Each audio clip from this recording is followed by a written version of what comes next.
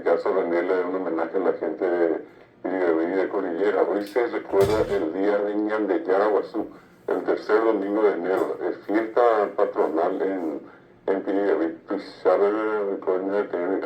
Cada año y casi viene seguido la fiesta de Ñandeyaraguazú, el tercer domingo, y el 3 de febrero, San Blas, que también es patrono no solamente en Piribebuy, sino que también en Itá, por ejemplo, Ciudad del Este. Son festividades próximas, recordamos San Blas, pero donde ya se cuenta la historia, era muy común venir hacia el norte, del este, trayendo madera y en carreta. Y dice que llegaban ellos a lo que actualmente es la zona de Piribebuy, y allí quedaban a reposar un tiempo, a Perioquea, yo de Iguatá. Y en una de esas ocasiones, dice que el líder de una tropa que venía avanzando hacia Asunción, trayendo obviamente la madera,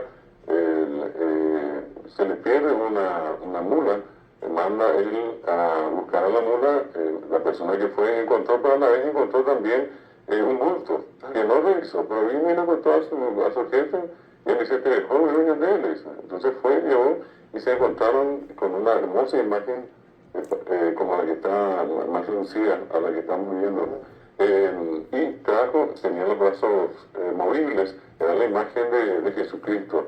Y entonces dicen, bueno, esto yo voy a llevar, es muy linda.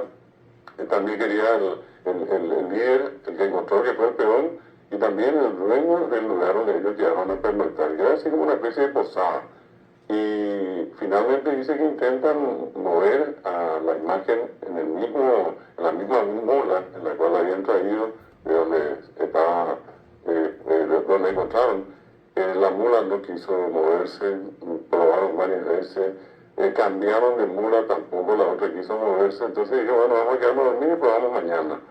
¿Y qué pasó? Esa noche el que dijo que iba a llevar consigo, que era el líder, el jefe de esta caravana que traía la madera, ¿qué pasó? Él muere esa noche, y finalmente la gente de la comunidad entendió que la imagen quería quedar allí. De allí nace la antigua comunidad que hoy en día es Piribebuy, y allí cada tercer domingo de enero se honra a Ñandeyaraguazú, cuya versión, digamos, en castellano, cuya versión en castellano es el dulce nombre de Jesús.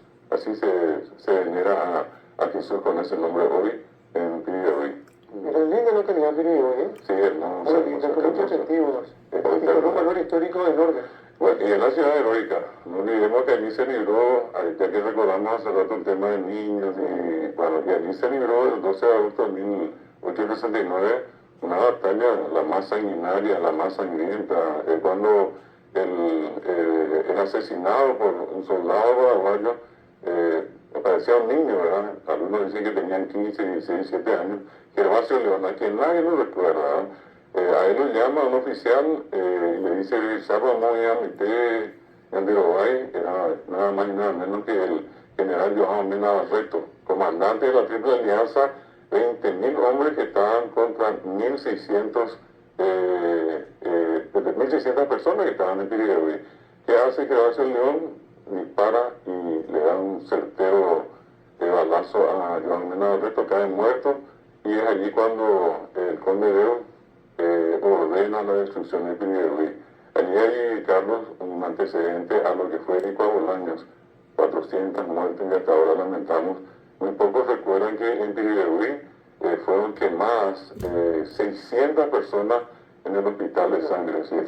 Y es allí donde, cuando estaba por terminar la jornada de Carlos, cuando ya no habían hombres, que salen esas mujeres a las que tanto recuerda a Francisco Papa, y dice la mujer más gloriosa de América. Estaban armadas con palos, con piedras, con agua caliente, salen, se enfrentan, como diría en términos militares, a pecho gentil, mueren casi la mitad. El resto de esas mujeres tristemente fueron violadas por todos los brasileños, ¿verdad?, que estuvieron allí, y que es lo que también se cuenta, que después esas mujeres hicieron un acto que probablemente nadie haría, con la fortaleza que tuvo la mujer, matar en su vientre a los hijos de sus violadores. Terrible.